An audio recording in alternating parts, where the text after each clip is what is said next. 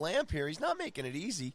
What are we going to do with Kreider? Let's just talk trade here, and then we'll run through the rest of the team here the last couple of games, some other topics. But let's kind of get this trade rumor stuff.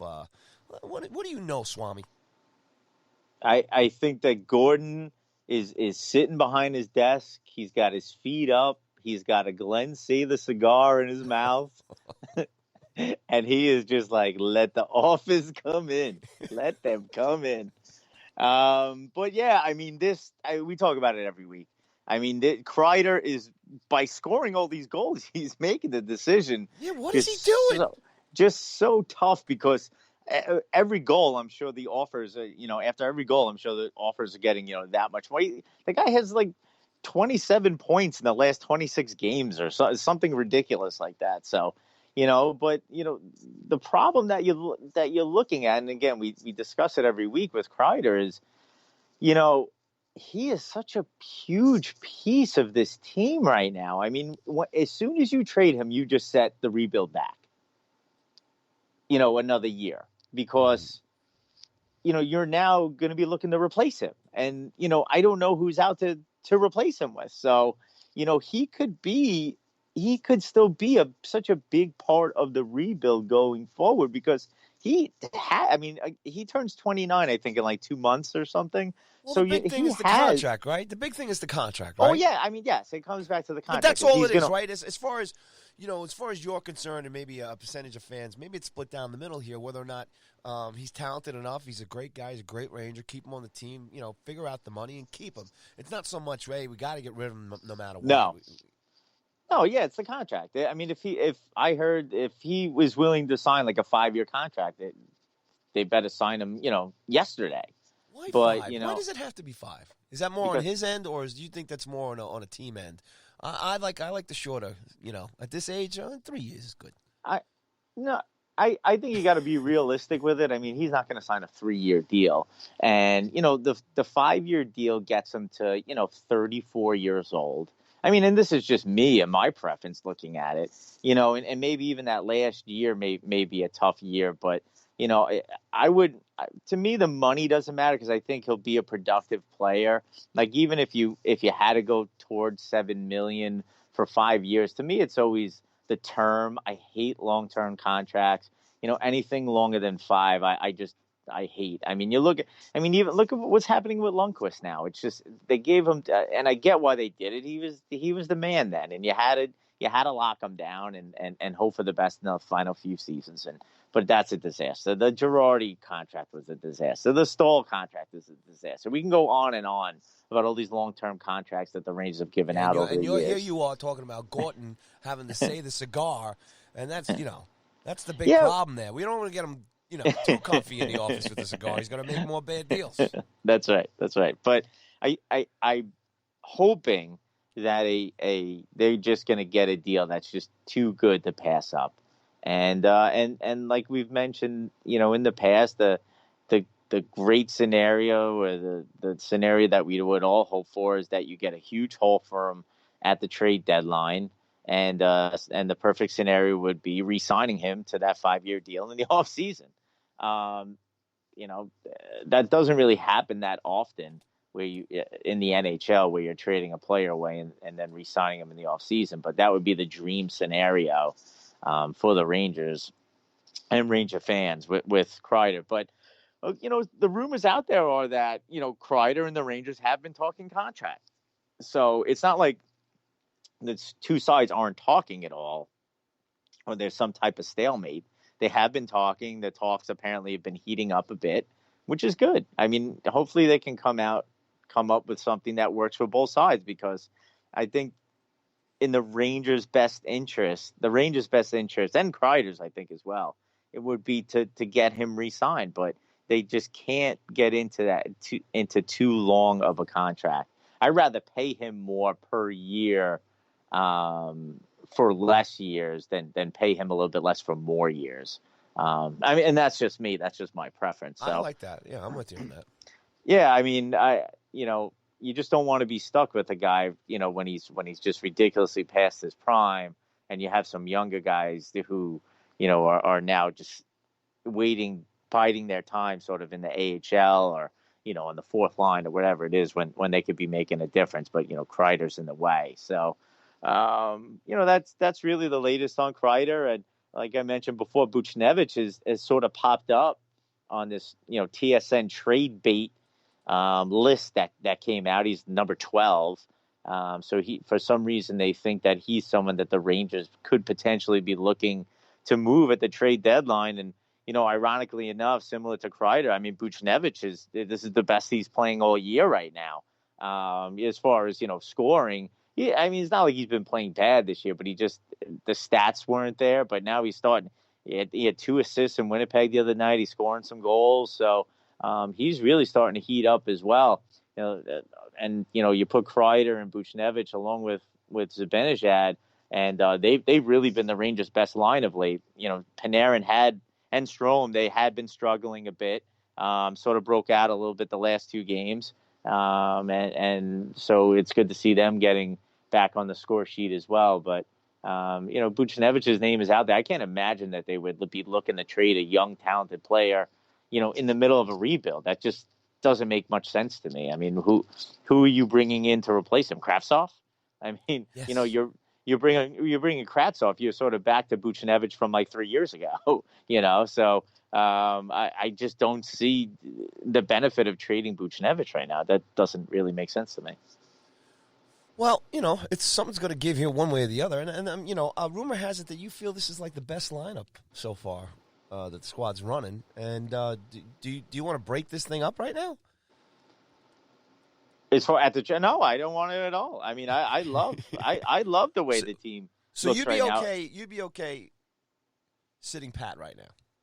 Yeah, absolutely. I mean, if the Rangers feel confident that they can get a team-friendly contract with Kreider, I'd be more than happy with leaving the team alone right now. And wins and losses over the next few games is not going to change your mind. No. I mean, I'd have to see what the offers are. I mean, if you can get a great package for Sorry, Strome, KD, you will not be in those meetings. I tell you, I call over there every day. There's some reason they won't patch me into Gordon. It's DeLury again. Tell him I'm not here. Oh man. Anyway, but if there are offers out there, I mean, Gordon should be listening. And the Rangers are a team that's chock full of talent right now. And Kreider is sort of the main piece of the trade deadline. He's sort of the belle of the ball, or whatever you want to call him. He's the top guy out there, and Strome is a guy too. I can't imagine that other teams aren't interested in his services. Now, if a team is willing to overpay, I'd be more than happy with them moving Strome. Because again, we are in the rebuild, and I really don't know what Strome's future is with this team. He is a restricted free agent, so they could bring him back on another 1-year contract. But then what do you do with him next year? I mean, if he comes back and he has another great year with Panarin, he's going to be looking for big bucks. And you're almost in a similar situation to Kreider. I mean, are you giving Strome like this big long-term contract? So, it's tough. I mean, I just love the way the team looks right now. I think they're really gelling. Quinn has sort of found, a real solid lineup, from first line to fourth line. The fourth line has been tremendous.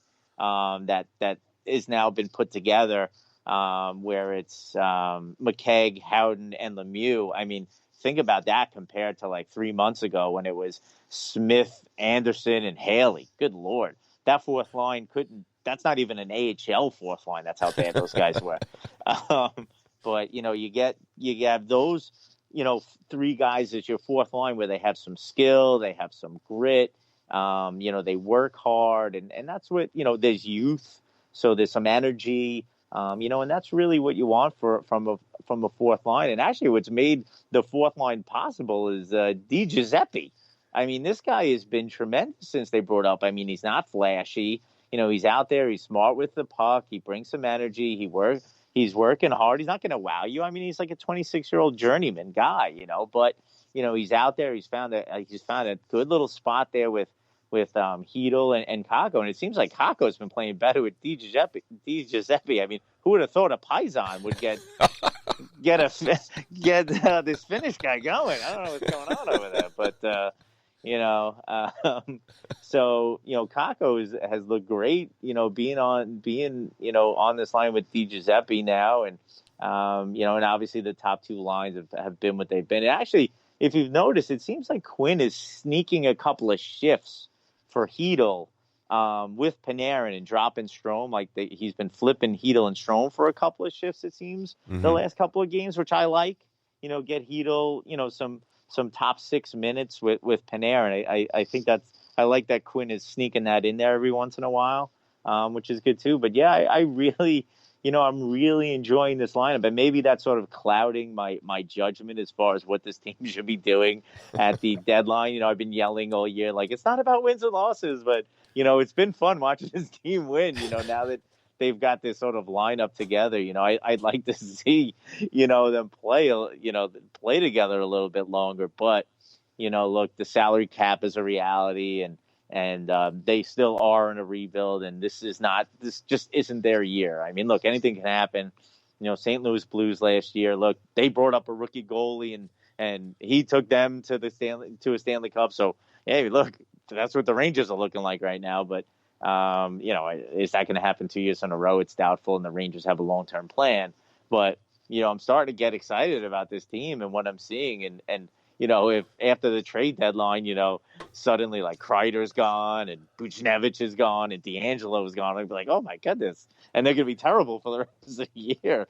Fans are going to riot. I may riot. But stop mentioning Tony D'Angelo and these trade rumors. All right, not fine. going anywhere. Fine, trade Brady Shea. There you go. Tony then I'll be happy. I don't care what your politics are.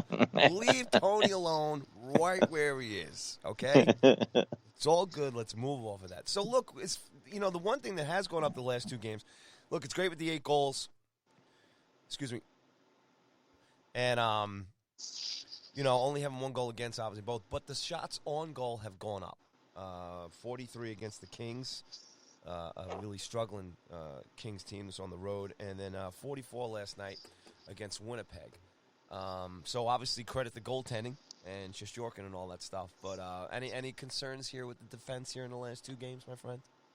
No, not really. I mean, I while they did give up a lot of shots against Winnipeg and then the Kings, it's weird in that Kings game. I feel like after Kakko scored, the team just stopped playing. I don't know what happened. I don't know if they thought they put the game away or whatever it was. When Kakko scored, it's funny. I was looking at the app at the time when Kakko scored, and the Kings only had like 27 shots on goal, and then from then on they went nuts.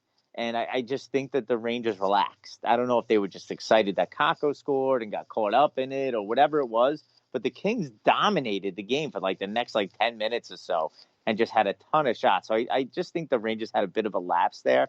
And it was sort of the same thing against Winnipeg, too. The third period, they gave up a ton of shots to the Rangers. So I don't know if it was just, look, Winnipeg's a good team. And I don't know if they just were really pressing to score at that point and the Rangers were up. So they were playing more in a defensive shell. Because I thought they played pretty well the first 2 periods and again against the Kings as well. So, I'm not really too concerned. I think that they've still been playing very well defensively. So I'm not really concerned. I just think it was sort of circumstances of the games. At least that's my opinion on it. All right, that's okay. What do you think about that? It's all positive, Tape Holy. You're not getting me to criticize anything. Well, what are we, a half hour into the show? I haven't complained about the goalie situation once, I don't think. Well, there's nothing to complain about, right? That's right. Actually, you know what? To go back to, you were talking about the rumors before, Buchnevich went on that list. You know who came off that list was Georgiev. So, I mean, after, we broke the news last week during the show about the Maple Leafs trading for a goalie. Since that point, I mean, it's not like other teams aren't going to be looking for a goalie, but, sort of the Georgiev talk seems like they've completely quieted up. So who knows what the Rangers are going to do now? Well, what we got just under 2.5 weeks before the trade deadline. There's a lot of hockey going on. I don't know if all the buys are gone. I can't really look at a quick rundown, but there's a bunch of hockey going on. The Rangers are in the thick of it right now, so anything could happen. Yeah, you can see the intensity of the games are starting to go up. All the teams, including the Rangers, even Winnipeg last night, they're playing Winnipeg. Well, listen to me.